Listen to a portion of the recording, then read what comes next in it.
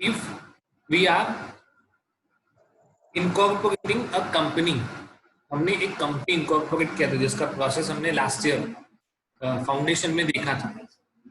Okay, what is the process of incorporation? Once the company is incorporated, okay, incorporate हो गया तो अब हमें कंपनी को मैनेज करना है.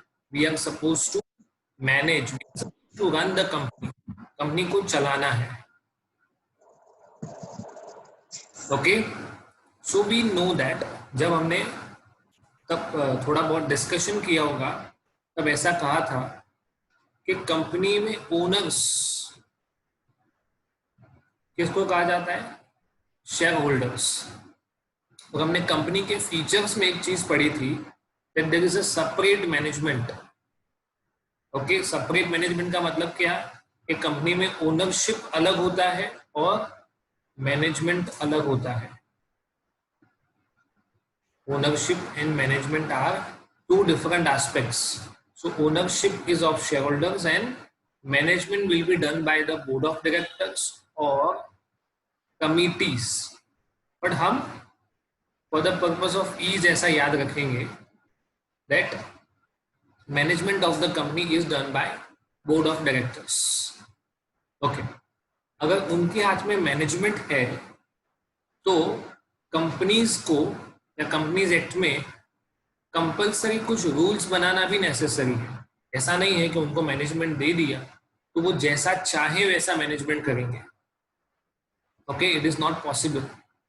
दे will have to manage the company keeping in mind the provisions that are made in the companies act 2013 which are dealing with management and administration. Okay, आपको concept clear? हम क्या पढ़ने वाले हैं आप समझ में आ रहा है? ओके, तो कंपनी मैनेज करना, कंपनी चलाना, ओके, उसमें कई सारे एस्पेक्ट्स होते हैं. से फॉर एग्जांपल कि कंपनी मतलब अगर बोर्ड ऑफ डायरेक्टर्स कोई भी डिसीजन लेना चाहते हैं तो कंपनीज एक्ट में कुछ पावर्स ऐसे हैं जो सीधा सीधा बोर्ड ऑफ डायरेक्टर्स को डिसीजन लेने पे, है ना, they are eligible to take certain decisions. But there are certain decisions in which permission of share holders is necessary. इसका परमिशन नेसेसरी है, परमिशन ऑफ शेयर होल्डर्स, और we can even say debenture holders. Okay, अब अगर share holders का permission लेना है तो उनको इन्फॉर्म करना पड़ेगा कि हम एक पर्टिकुलर डिसीजन लेना चाहते हैं, तो they will have to send a notice. Okay, उसमें बोलेंगे कि हम लोग किसी एक पर्टिकुलर डेट पे इस जगह इस टाइम पे मिलने वाले हैं. ओके, उसमें क्या डिस्कशन होने वाला है उसको हम वर्ड बोलते हैं business to be carried on या business to be discussed. Okay, या तो उसका दूसरा नाम ऐसा कहेंगे एजेंडा. ठीक है, एक ये चीज होता है. ओके, इसके बारे में आगे बहुत डिटेल है, will go on to that thing. Okay, अगर शेयर होल्डर्स का परमिशन लेना है तो उनको बोलना पड़ेगा. ओके, उनको इनवाइट करना पड़ेगा, उनकी मीटिंग रखनी पड़ेगी, वहां पे क्या डिस्कस करने वाले हैं वो वेल इन एडवांस बताना पड़ेगा ताकि वो प्रिपरेशन करके आए. ये सब कुछ करना पड़ेगा. ओके, इसके अलावा कंपनी जो भी बिजनेस करता है, ओके, उसमें उनका कनेक्शन होता है शेयर होल्डर्स के साथ. Okay, share holders are huge in number, है ना, very large number of shares. तो वो कितने हैं, how many members are there in a company.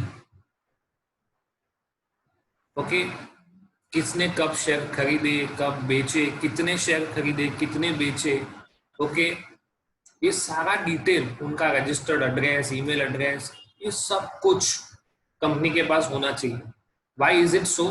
Company जब भी डिविडेंड डिक्लेयर करेगा तो उनको पता होना चाहिए कि हमारे पास मेंबर्स कितने हैं, कौन से मेंबर को डिविडेंड कितना पे करना है, वो सब डिटेल उनको मेंबर्स रजिस्टर से ही पता चलेगा.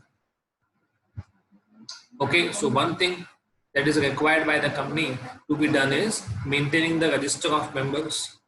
The second thing is, it is possible that there is foreign investment in the company. Nowadays in the world of globalization, there are high chances that in your company there is a foreign investment or foreign members have made investment in your company, तो उसके लिए foreign register रखना पड़ेगा. You'll have to maintain a foreign register. ये एक दूसरा concept हुआ. Okay. तीसरा, हम जो भी बिजनेस करते हैं उसका रिकॉर्ड रखना पड़ता है. We have to keep record of all transactions, जिसको हम बेसिकली बोलते हैं बुक्स ऑफ अकाउंट्स.